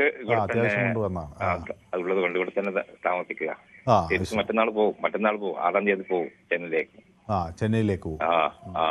അപ്പൊ ഇവിടുത്തെ ഈ വിവാദമൊക്കെ കേൾക്കുന്നുണ്ടോ ശ്രീ പ്രേമൻ? ഇപ്പോ നമ്മള് വിവാദം നടത്തേണ്ട സമയമല്ല ഇതിപ്പോ. പിന്നെ മുഖ്യമന്ത്രി ഇപ്പം പിന്നെ ഭക്ഷണം കഴിക്കാൻ പോയിന്നും മറ്റു വിരുന്നിന് പോയിന്നും അങ്ങനെയെല്ലാം പറയുന്ന ഈ സന്ദർഭത്തിൽ രാഷ്ട്രീയം മാറ്റി വെച്ചിട്ട് നമ്മൾ ദുരിതം അനുഭവിക്കുന്നവർക്ക് വേണ്ടി സംസാരിക്കും. പല ആളുകൾ ഏത് സമയത്തും രാഷ്ട്രീയം എന്ന് പറയുന്നത് യോജിപ്പില്ല എനിക്ക്. കാരണം ഇപ്പോ നമ്മൾ രാഷ്ട്രീയമല്ല, ഇപ്പോ എന്താന്ന് പറഞ്ഞാൽ ഇപ്പോ ദുരിതം അനുഭവിക്കുന്നവർക്ക് എന്ത് സഹായം എത്തിക്കാൻ പറ്റും, അങ്ങനെ എല്ലാവരും ഒറ്റക്കെട്ടായി ഈ ദുരിതം അനുഭവിക്കുന്നവരെ കൂടെ നിൽക്കണം എന്നാണ് എനിക്ക് പറയുന്നത്. രാഷ്ട്രീയം മാറ്റിവെച്ചുകൊണ്ട് ദുരിതം അനുഭവിക്കുന്നവർ കൂടെ നിൽക്കണം എന്നാണ് എനിക്ക് അഭ്യർത്ഥിക്കാനുള്ളത്. വെറുതെ വിവാദങ്ങൾ ഉണ്ടാക്കി പിന്നെ സഹായം കിട്ടാതെ രൂപത്തിലേക്ക് കൊണ്ടുപോകുന്നതിനോട് ഒരു തരത്തിൽ യോജിക്കുന്ന ഞാൻ ഉദ്ദേശിക്കുന്നില്ല.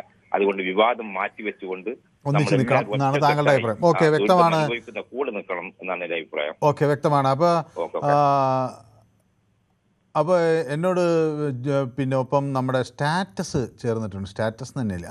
1 വർഷം മാത്രം കാലാവധിയുള്ള സിവിൽ സർവീസ് ഓഫീസേഴ്സ് റാങ്ക് ലിസ്റ്റിൽ നിന്ന് പരമാവധി നിയമനം നടത്തണം എന്നാണ് സ്റ്റാറ്റസിന് പറയാനുള്ളത്. ലിസ്റ്റ് വന്നിട്ട് 5 മാസം കഴിഞ്ഞു, നിയമനം വളരെ കുറവാണ്, അംഗബലം കുറവുള്ള എക്സൈസിനെ ശക്തിപ്പെടുത്തണം എന്ന് സ്റ്റാറ്റസ് പറയുന്നു.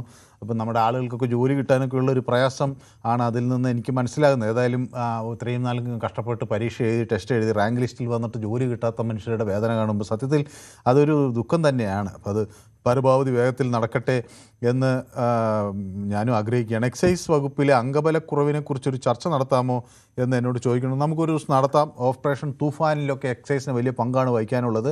അവരിപ്പോൾ നല്ല പ്രവർത്തനങ്ങൾ കാഴ്ചവെക്കുന്നു എന്നതാണ് ഏറ്റവും അഭിനന്ദനാർഹമായ കാര്യവും. അപ്പോൾ അത് നമുക്ക് ചർച്ച നടത്താം. ശ്രീ വി ഡി സതീശിൻ്റെ തുടക്കത്തിലെ ഏകോപനത്തിലെ പാളിച്ച വന്നത് നിസ്സംശയം സത്യമാണ്. മത്സ്യത്തൊഴിലാളികളുടെ ബോട്ട് അപകടത്തിൽ രക്ഷാപ്രവർത്തനം വൈകിയത് അതിനൊരു ഉദാഹരണമാണെന്ന് എന്നോട് ശ്യാംകുമാർ പറയുന്നു. പൊതുവേദി ചർച്ചയുടെ വിഷയം മുമ്പേ അറിയിച്ചാൽ നല്ലതാണെന്ന്. അത് ഞാൻ ആദ്യം തന്നെ അതിൻ്റെ ഒരു ക്വസ്റ്റ്യൻ യൂട്യൂബിലിടും. അപ്പോൾ അത് അങ്ങനെയുണ്ട്. പിന്നെ ഫേസ്ബുക്കിൽ അതിൻ്റെ ഇതിടും. അങ്ങനെയൊക്കെ ചെയ്യുന്നുണ്ട്. അപ്പോൾ അമ്പാടി അതൊക്കെ നമ്മൾ കൊടുക്കുന്നുണ്ട്. അപ്പോൾ നമസ്കാരം. നമ്മൾ പ്രളയത്തിലും വിവാദമുണ്ടാക്കി ആഘോഷിക്കുന്നു. അല്ല, ഇതൊക്കെ വളരെ ചീപ്പ് പരിപാടിയല്ലേ? ഇതാണോ രാഷ്ട്രീയമെന്ന് എന്നോട് മോൻസാക്ക് ചോദിക്കുന്നു. മുഖ്യമന്ത്രിയായിരുന്ന പിണറായി വിജയനെ തൊട്ടതിനും പിടിച്ചതിനും കുറ്റം കണ്ടിരുന്ന പ്രതിപക്ഷ നേതാവായിരുന്നു വി ഡി സതീശൻ. കാലം കാത്തുവെച്ച കാവ്യനീതിയാണിത് എന്ന് എന്നോട് സന്തോഷ് പരിപ്പായി, നമ്മുടെ കണ്ണൂർക്കാരനാണ്, പറയുകയാണ്. അപ്പോൾ ഇന്ന് താങ്കളുടെ ഉദ്ദേശം നടന്നില്ല. കൊല്ലം ഷാജിയുടെ സ്ഥിരം ജോലി നേരത്തെ വിളിക്കുന്നവരെ അപമാനിക്കലാണ് എന്ന് ജോസ് എന്നോട് പറയുന്നു. അങ്ങനെയില്ല, ഷാജി അദ്ദേഹം ഒരു ഇടതുപക്ഷക്കാരനാണെന്ന് തുറന്ന് സമ്മതിച്ചിട്ടാണ്. അപ്പോൾ ഇതിലൊരു ചെറിയ പ്രശ്നം വന്നതെന്ന് വെച്ചാൽ 500 വാഹനം എന്ന് പറഞ്ഞപ്പോൾ അതാണ് ഷാജി 500 വാഹനം എന്തായാലും ഇല്ലല്ലോ, അതൊരു എക്സാഗ്രേഷനാണെന്ന് ഷാജി പറയും. എന്നാൽ ഈ കാൾ ടാക്സ് എന്ന് പറയുന്ന സ്ഥലം നമ്മുടെ കറിയാച്ചൻ പറഞ്ഞതുപോലെ അതെനിക്കറിയാവുന്നൊരു സ്ഥലമാണ്. വളരെയധികം ട്രാഫിക് ബ്ലോക്ക് ഉള്ളൊരു സ്ഥലമാണ്. മേലെ ചൊവ്വ ഈ കാൾ ടാക്സൊക്കെ. അപ്പോൾ അവിടെ ഇതൊക്കെ കൂടെ ബ്ലോക്ക് ആകുമ്പോഴത്തേക്ക് ആ പരിസരം മുഴുവൻ തലശ്ശേരിയിൽ നിന്നൊക്കെ വരുന്ന വണ്ടികളൊക്കെ എത്തേണ്ട സ്ഥലമാണ്. അപ്പോൾ എല്ലാം കൂടെ ബ്ലോക്കാവും. അപ്പോൾ ഒരുപക്ഷെ അതൊക്കെ വെച്ചിട്ടാണ് 19 വണ്ടികൾ ഉണ്ടായിട്ടുണ്ടാവുക. ഏതായാലും ഒരു വലിയൊരു വാഹന വ്യൂഹം. അന്ന് പിന്നെ കുറേ പ്രശ്നങ്ങളുണ്ടായിരുന്നല്ലോ. മുഖ്യമന്ത്രി കരിങ്കൊടി കാണിക്കുക, അവിടെ തടയുക. അപ്പോൾ പോലീസിനും തലവേദനയാണ്, പേടിയാണ്, എല്ലാതരം പ്രശ്നങ്ങളുണ്ട്. അപ്പോൾ അതൊക്കെ കൊണ്ടായിരിക്കുന്നത് ഞാൻ വിചാരിക്കണം. അപ്പോൾ കൃഷ്ണദാസ് പറയുന്നു, ഭക്ഷണം കഴിച്ചതിൽ ഖേദമുള്ളവർ ഉണ്ണാവൃതം എടുക്കണമെന്ന്. ശരി, ഓക്കെ. കറിയെ വിമർശിച്ചത് ബിനോയ് അല്ല, ഷാജി കൊല്ലമാണെന്ന് ശശിധരൻ പിള്ള എന്നോട് പറഞ്ഞു. ഞാൻ അപ്പോൾ തന്നെ തിരുത്തിയില്ല, കാരണം എനിക്കറിയാം ബിനോയ് ഒരു അടിയുറച്ച കോൺഗ്രസ് നേതാവാണ്. അപ്പോൾ ഗോപാലകൃഷ്ണ കേശവൻ പിള്ളை വെൽ സ്കെഡ് മിസ്റ്റർ സ്കറിയ എന്ന് പറയുന്നു.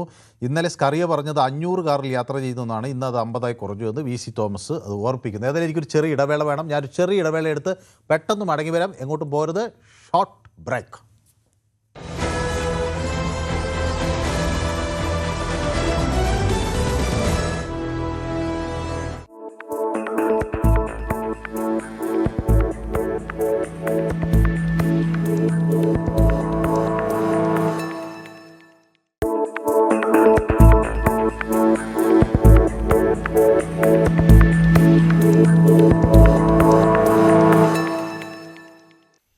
സാമ്പത്തിക രംഗവും ഭരണനിർവഹണ സംവിധാനങ്ങളും ഡിജിറ്റൽ യുഗത്തിന്റെ അടുത്ത ഘട്ടത്തിലേക്ക് ചുവടുവെക്കുകയാണ്.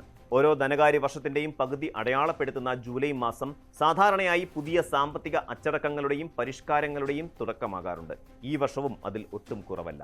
രാജ്യത്തെ സാധാരണക്കാരായ സാധാരണ പൗരന്മാർ മുതൽ വൻകിട നികുതിദായകർ വരെയും നിത്യേന UPI ഇടപാടുകൾ നടത്തുന്നവർ മുതൽ ഇന്ത്യൻ റെയിൽവേയിൽ യാത്ര ചെയ്യുന്നവർ വരെയും അറിഞ്ഞിരിക്കേണ്ട വിപ്ലവകരമായ നിരവധി മാറ്റങ്ങളാണ് ജൂലൈ 1 മുതൽ രാജ്യത്ത് പ്രാബല്യത്തിൽ വരുന്നത്.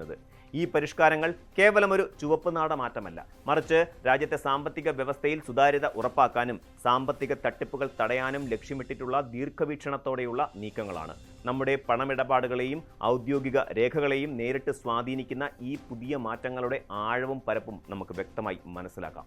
വരും ദിവസങ്ങളിൽ സാമ്പത്തിക നഷ്ടങ്ങളും നിയമക്കുരുക്കുകളും ഒഴിവാക്കാൻ ഇത് നമ്മളെ സഹായിക്കും. വ്യക്തികളുടെ സാമ്പത്തിക അടയാളമായി നിലകൊള്ളുന്ന പെർമനന്റ് അക്കൗണ്ട് നമ്പർ അഥവാ പാൻ കാർഡ് സ്വന്തമാക്കുന്നതിനുള്ള നടപടിക്രമങ്ങളിൽ വലിയ മാറ്റങ്ങളാണ് വന്നിരിക്കുന്നത്. ജൂലൈ 1 മുതൽ പുതിയ പാൻ കാർഡിനായി അപേക്ഷിക്കുന്ന ഏതൊരു വ്യക്തിക്കും ആധാർ കാർഡ് പൂർണ്ണമായും നിർബന്ധമാക്കിയിരിക്കുകയാണ്. മുൻകാലങ്ങളിൽ മറ്റ് ഔദ്യോഗിക രേഖകൾ ഉപയോഗിച്ച് പാൻ കാർഡ് അപേക്ഷകൾ സമർപ്പിക്കാൻ സാധിച്ചിരുന്നുവെങ്കിൽ ഇനി മുതൽ അതിന് സാധിക്കും.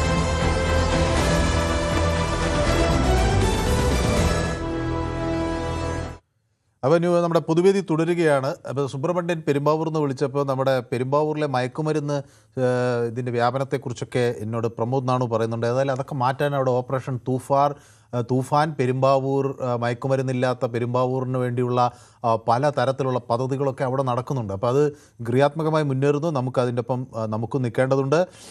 അപ്പോൾ സന്തോഷ് എന്നോട് പറയുന്നത് മുമ്പിലത്തെ മന്ത്രിസഭയും മുഖ്യമന്ത്രിയും പിന്തുടർന്ന കാര്യങ്ങൾ നിങ്ങളും ചെയ്യുകയാണോ, ജനങ്ങൾ തിരഞ്ഞെടുക്കുന്നത് അതിനു വേണ്ടിയല്ല എന്ന് സന്തോഷ് പരിപ്പായി ഓർമ്മിപ്പിക്കുന്നു.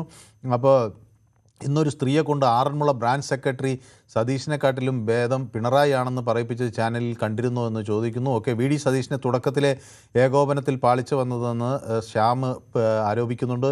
എത്ര പ്ലാനിംഗ് ഉണ്ടായിട്ട് ഒരു കാര്യവുമില്ല മനു, കമ്മീഷൻ കഴിച്ച് എത്ര പണമാണ് അവരുടെ ചിലവാകുന്നതെന്നാണ് ആകെയുള്ളൊരു പ്രശ്നം.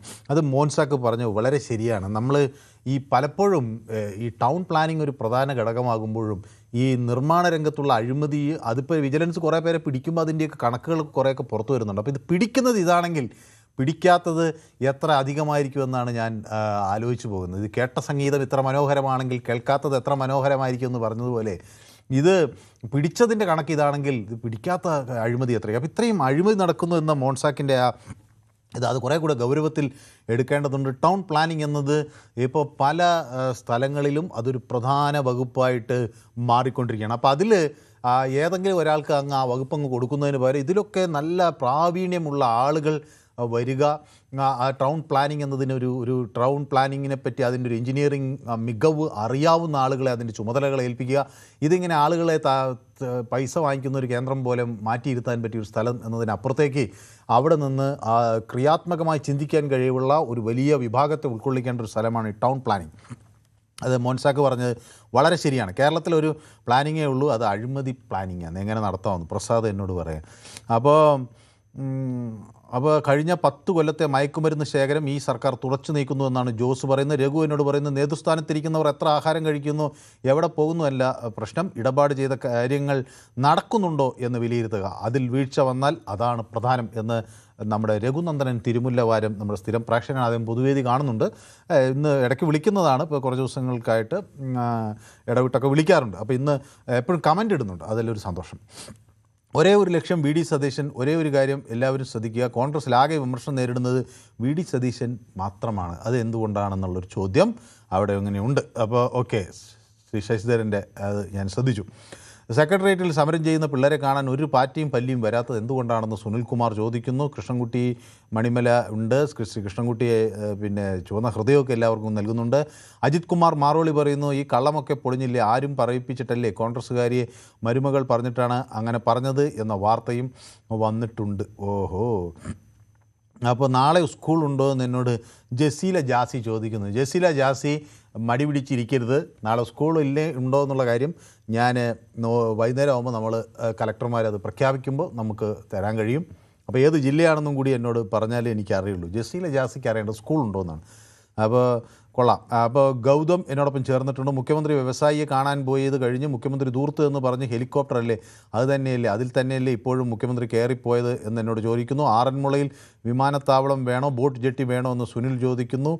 അപ്പോൾ മലകൾ ഇടിച്ചു നിരത്താൻ അനുവാദം നൽകാതിരിക്കുക, പുഴയിലെ മണൽവാരൽ വെള്ളത്തിൻ്റെ ഒഴുക്ക് സുഗമമാക്കും എങ്കിലേ പ്രളയജലം കുറയും എന്നൊക്കെ എന്നെ ഓർമ്മിപ്പിക്കുന്നു ശ്രീ മുരളി. അതുപോലെ ശ്രീ കൃഷ്ണൻകുട്ടി പറയുന്നത് കേരളം പ്രളയ ദുരന്തത്തിൽ പെട്ട ആളുകൾ മരിക്കുമ്പോൾ എറണാകുളത്തുണ്ടായിരുന്ന മുഖ്യമന്ത്രി വി ഡി സതീശൻ കഞ്ഞി കുടിക്കാൻ മലപ്പുറം ജില്ലയിലേക്ക് പോയത് തെറ്റാണോ എന്ന് പരിഹാസമാണ് കേട്ടോ. ശ്രീ ഗൗതം പറയുന്നത് മുഖ്യമന്ത്രി പോയിട്ട് ബിരിയാണി എന്നത് തെറ്റായ ഒരു സന്ദേശമാണ് നൽകുന്നത്, ബിരിയാണി തിന്നാമായിരുന്നു, ഇപ്പോൾ സമയം സന്ദർഭം നോക്കിയല്ലേ എന്നൊക്കെ ചോദിക്കുന്നുണ്ട് ഗൗതം. തന്നെ ആളുകൾ വെള്ളത്തിനടിയിൽ പെട്ടിരിക്കുമ്പോഴാണ് ഒരു ബിരിയാണി. അപ്പോൾ ശ്രീ സതി ബാബുരാജ് എന്നോടൊപ്പം ചേർന്നിട്ടുണ്ട്. നമസ്കാരം മനു എന്നൊക്കെ എന്നോട് പറയുന്നുണ്ട്. സുഖമാണോ എന്ന് ചോദിക്കുന്നു. Chief ministers now days is not proper. First I believe in he is good. Very sure court എന്നാണ് എന്നോട് ചോദിക്കുന്നത്. സതി ബാബുരാജ് എൻ്റെ കോട്ടിനെ പറ്റി വളരെ ജിജ്ഞാലുവാണ്. അപ്പോൾ ജിജ്ഞാസയുണ്ട്. അപ്പോൾ കോട്ട് ഇന്ന് ഞാൻ വിചാരിച്ചു കോട്ടില്ലാതെ ഒരു ദിവസം നിൽക്കാമെന്ന്. അപ്പോൾ your profile picture is good with and is glamorous എന്നൊക്കെയാണ് പറയുന്നത്. ഓക്കെ, അപ്പോൾ എൻ്റെ ഫേസ്ബുക്കിലെ പ്രൊഫൈൽ പിക്ചർ മാറി എന്നതിനാണ്. അത് നമ്മുടെ ഇവിടുത്തെ ഒരു പയ്യനെടുത്ത ഫോട്ടോ കേട്ടോ. അപ്പോൾ ഞാനതങ്ങനെ അപ്ലോഡ് ചെയ്തെന്ന് മാത്രമേ ഉള്ളൂ. അപ്പോൾ അതാണ്. അപ്പോൾ ശ്രീ സദാശിവൻ നായറും ശിവദാസൻ നായറും നമ്മുടെ രണ്ട് പ്രേക്ഷകരാണ്. ഇവർ തമ്മിൽ പലപ്പോഴും എനിക്ക് മാറിപ്പോകാറുണ്ട്. പക്ഷേ ശിവദാസൻ നായർ ഇന്ന് ഞാൻ കണ്ടിട്ടില്ല. സദാശിവൻ നായർ വന്നിട്ടുണ്ട്. ഞാനൊരു കോൺഗ്രസ് അനുഭാവിയാണ്. എന്നാൽ വി ഡി നടത്തിയ ഹെലികോപ്റ്റർ യാത്രയെക്കുറിച്ച് ഉച്ചഭക്ഷണത്തെക്കുറിച്ച് നടത്തിയ വിശദീകരണം ഒട്ടും തൃപ്തികരമല്ല. ഭരണാധികാരി ഇല്ലാത്തതിൻ്റെ കുറവ് ഉണ്ട് എന്ന് നമ്മുടെ ശ്രീ ശിവദാസൻ നായർ, അദ്ദേഹം കോൺഗ്രസ്സുകാരനാണെങ്കിലും പറയുന്നു. അപ്പോൾ എനിക്ക് നിറയെ ചുവന്ന പൂക്കൾ മനുവിനെ അയക്കുന്നു എന്ന് പറയുന്നു. കൈരളിയിലേക്ക് ഒരു ക്യാമറാമാൻ്റെ കാര്യം ഇന്ന് നമ്മൾ കണ്ടല്ലോ, അതിനെക്കുറിച്ചൊക്കെ എന്നോട് പറയുന്നുണ്ട്.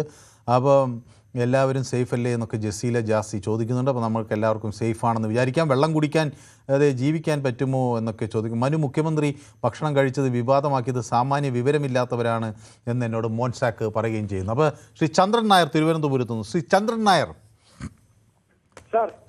നായർക്ക് ബിരിയാണി ഇഷ്ടമാണോ? സാർ ഞാൻ കഴിക്കാറില്ല സാർ. കഴിക്കാറില്ലേ? അതെന്താ, കൊളസ്ട്രോൾ കൂടുതലാണോ? സാർ മാംസം കഴിക്കാറില്ല സാർ. ഓ, നോൺ വെജിറ്റേറിയൻ കഴിക്കാറില്ല. ഓക്കെ, വെജിറ്റേറിയനാണ്.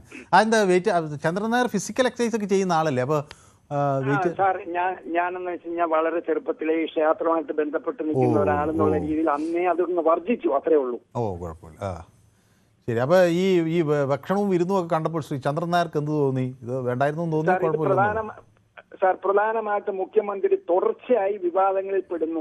അദ്ദേഹത്തിനെ തിരുത്താനായിട്ട് പേഴ്സണൽ സ്റ്റാഫും അദ്ദേഹത്തിന്റെ പാർട്ടിയും ഒന്ന് ശ്രദ്ധിക്കണം, കടമകൾ മറക്കാതിരിക്കാൻ വേണ്ടിയിട്ട്.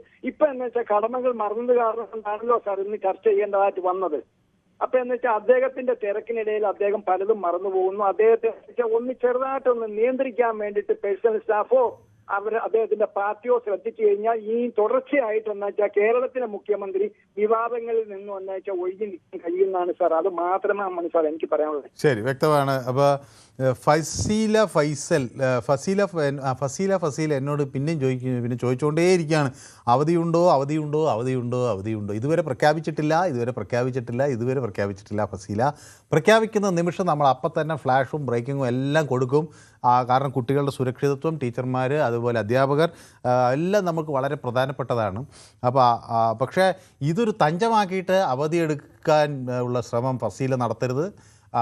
ഫസീലെ സ്കൂളിൽ പഠിക്കുകയാണോ കോളേജ് പഠിക്കുകയാണോ എന്ന് എനിക്കറിയില്ല, അതോ ഇനി വീട്ടമ്മയാണോ എന്ന് എനിക്കറിയില്ല. ഏതായാലും വീട്ടിലാണെങ്കിലും നമ്മൾ എന്തെങ്കിലുമൊക്കെ വായിക്കുകയോ പഠിക്കുകയോ ഒക്കെ പോസിറ്റീവായി ചെയ്യുന്ന കാര്യങ്ങളിൽ ഏർപ്പെടണം എന്നാണ് എനിക്ക് പറയാനുള്ളത്. ഗൗതം ചോദിക്കുന്നത്, നിങ്ങൾക്കൊരു ലേഖകനുണ്ടല്ലോ മുഖ്യമന്ത്രിയുടെ വാർത്താ സമ്മേളനത്തിൽ എന്താണ് ചോദിക്കാത്തത്? വ്യവസായിയെ കാണാൻ പോയി, ഏത് വ്യവസായി എന്ന് പറഞ്ഞു. ചോദിച്ചു ഏത് വ്യവസായിയാണെന്ന് ചോദിച്ചു. അപ്പോൾ മുഖ്യമന്ത്രി അത് കുറച്ച് രഹസ്യമായൊരു കാര്യം ആണ് എന്ന് പറഞ്ഞു. ഡേവിഡ് വിജയും പ്രദീപ് കുമാറിനെയും കാണാനില്ല എന്താണെന്ന് നമ്മുടെ മുരളീധരൻ ചോദിക്കുന്നുണ്ട്. ശ്രീ എം എൻ, അത് അവർക്ക് ഇത്ര സബ്ജക്റ്റ് ഇഷ്ടമല്ലാത്തത് കൊണ്ടാണോ എന്ന് എനിക്കറിയില്ല. ചന്ദ്രൻ നായർക്ക് വെജിറ്റേറിയൻ ആണെന്നുള്ള കാര്യം ഇങ്ങനെ പറഞ്ഞുകൊണ്ട് ആളുകൾ അതിനെക്കുറിച്ചൊക്കെ അന്വേഷിക്കുന്നുണ്ട്. സത്യം പറഞ്ഞാൽ പേടി ആവുക, ഇടുക്കിയിൽ പോവാൻ full land sides and death ഉണ്ടെന്ന് സോഫ്റ്റ് സോഫ്റ്റ് ഗ്ലോ ഡയറീസ് എന്നോട് പറയുകയാണ്. ഓക്കെ, അപ്പോൾ എന്നോട് ഇപ്പം KG കുമാർ ചേരുന്നുണ്ട്. കുമാർ നോൺ വെജിറ്റേറിയൻ കഴിക്കുന്ന ആളാണോ, വെജിറ്റേറിയൻ ആണോ? ശ്രീ KG കുമാർ കഴിക്കുന്ന ആള് തന്നെ. വെജിറ്റേറിയൻ ആണ്?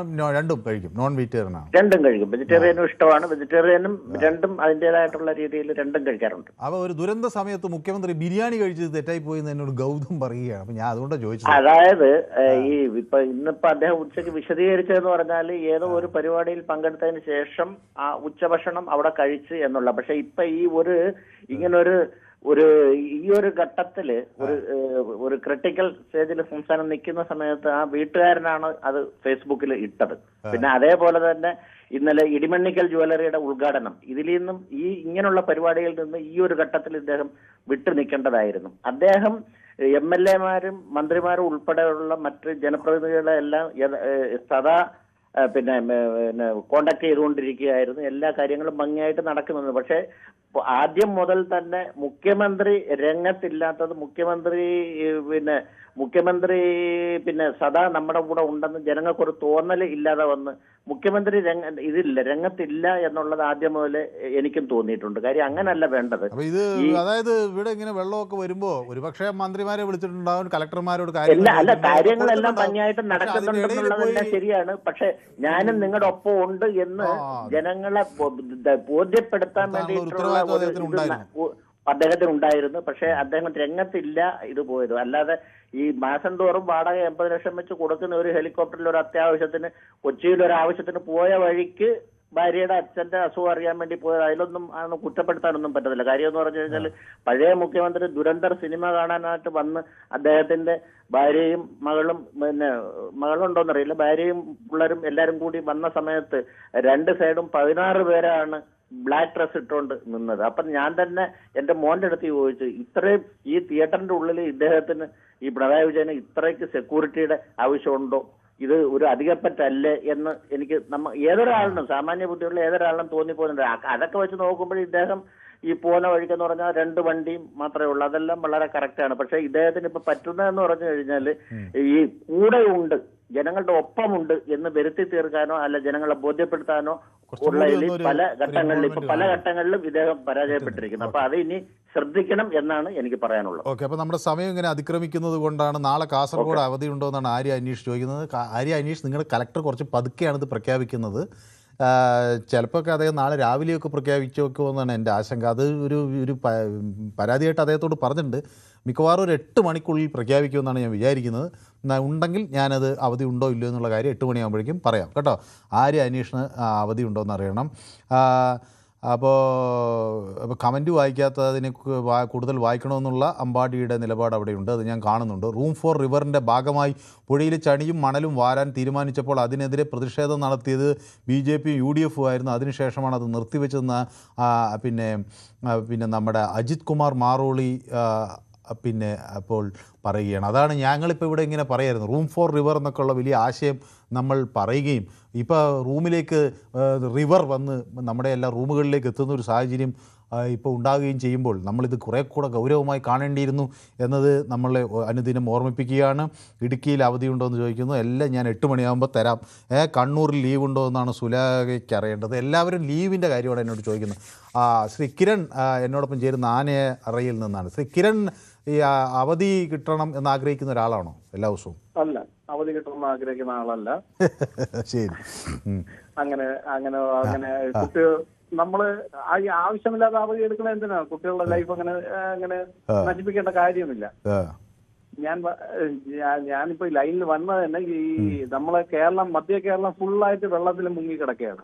മധ്യ കേരളം ഫുള്ളായിട്ട്, അതായത് ട്രിവാൻഡ്രം വിട്ട് കൊല്ലം വിട്ട് കഴിഞ്ഞാൽ പിന്നെ എല്ലാം വെള്ളത്തിൽ മുങ്ങി കിടക്കുകയാണ്.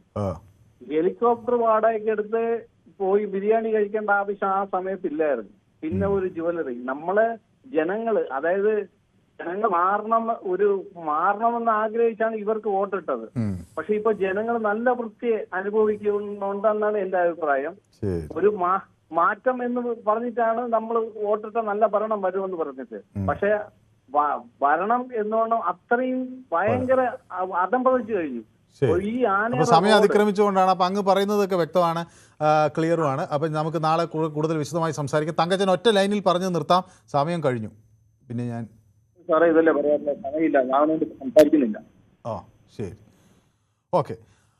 അപ്പോൾ താങ്ക് യു സോ മച്ച്. അപ്പോൾ മനു, ഈ വിരുന്ന് മാറി നിൽക്കുന്നുണ്ടെങ്കിൽ 2 കറിയും ബിരിയാണിയും ഒക്കെ മാറുന്നതല്ലേ മുഖ്യമന്ത്രി? അവരുടെ ജീവനാണ് ആദ്യം സംരക്ഷിക്കേണ്ടത് എന്ന് പറയുന്നു. കണ്ണൂരിൽ ലീവുണ്ടോ, മലപ്പുറത്ത് ലീവുണ്ടോ എന്നൊക്കെയുള്ള ചോദ്യങ്ങൾ എനിക്കിങ്ങനെ കിട്ടിക്കൊണ്ടിരിക്കുകയാണ്. കാസർഗോഡ് ലീവുണ്ടോ എന്നൊക്കെ ചോദ്യങ്ങൾ ആളുകൾ ചോദിക്കുന്നുണ്ട്. എല്ലാം 8 മണിയാകുമ്പോഴേക്കും നമുക്ക് അതിൻ്റെ ഒരു ലേറ്റസ്റ്റ് അപ്ഡേറ്റ് ഇതിന്ന് വരും.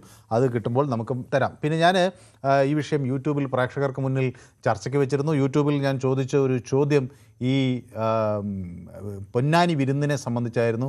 പൊന്നാനി വിരുന്ന് മുഖ്യമന്ത്രിയുടെ മറുപടി തൃപ്തികരമാണോ മൊത്തം സംഭവത്തിൽ? അപ്പോൾ 80% ആളുകളും മുഖ്യമന്ത്രിയോട് കുഴപ്പമില്ല എന്നുള്ളൊരു നിലപാടാണ് എനിക്ക് യൂട്യൂബിൽ കിട്ടിയ വോട്ടിംഗ് പെർസെൻറ്റേജിൽ കാണിക്കുന്നത്. അതായത് മുഖ്യമന്ത്രി നൽകിയ വിശദീകരണത്തോടെ ഈ വിവാദത്തിന് ഒരു വ്യക്തത വന്നിട്ടുണ്ടോ ഇല്ലയോ എന്ന് എനിക്കറിയില്ല. ഏതായാലും പൊതുജീവിതത്തിൽ പ്രത്യേകിച്ച് ഒരു മുഖ്യമന്ത്രിയുടെ ഓരോ തീരുമാനവും അത് നിയമപരമായി മാത്രമല്ല പൊതുജനങ്ങൾ അതിനെ വിലയിരുത്തുന്നത്, അത് മറ്റ് കൂടുതൽ വിശാലമായ അർത്ഥത്തിൽ വിലയിരുത്തപ്പെടും എന്നാണ് ഇപ്പോൾ നമുക്ക് മനസ്സിലാകുന്നത്. പ്രകൃതി ദുരന്തങ്ങളും പ്രതിസന്ധികളും നേരിടുന്ന ഘട്ടങ്ങളിൽ മുഖ്യമന്ത്രിയുടെ ഓരോ നടപടിയും, ഓരോ യാത്രയും, ഓരോ സന്ദർശനവും ഒരു സന്ദേശമാണ്. അതുകൊണ്ടാണ് ഇത്തരത്തിലുള്ള സാഹചര്യങ്ങളിൽ തെറ്റിദ്ധാരണകൾക്കിടവരാത്ത വിധം കൂടുതൽ ജാഗ്രതയോടെയും ഔചിത്യത്തോടെയും പെരുമാറേണ്ടത് അനിവാര്യമാണെന്ന് പറയുന്നത്. ജനങ്ങൾ പ്രതീക്ഷിക്കുന്നത് വിവാദങ്ങളല്ല, മാതൃകാപരമായ നേതൃത്വമാണ്. ആ പ്രതീക്ഷയ്ക്കനുസൃതമായി മുഖ്യമന്ത്രിയുടെ ഓരോ നടപടിയും കൂടുതൽ കരുതലോടെ, കരുത്തോടെ മുന്നോട്ട് പോകും എന്ന് നമുക്ക് പ്രതീക്ഷിക്കാം. ആ ഒരു ഉത്തരവാദിത്വത്തിൽ നിന്ന് അദ്ദേഹം ഒഴിഞ്ഞു മാറില്ല എന്ന് നമുക്ക് പ്രതീക്ഷിക്കാം. ഇന്നത്തെ പൊതുവേദി ഇവിടെ സമാപിക്കുകയാണ്. നാളെ മറ്റൊരു വിഷയമായി വീണ്ടും കാണാം. നന്ദി, നമസ്കാരം, ഗുഡ് ബൈ.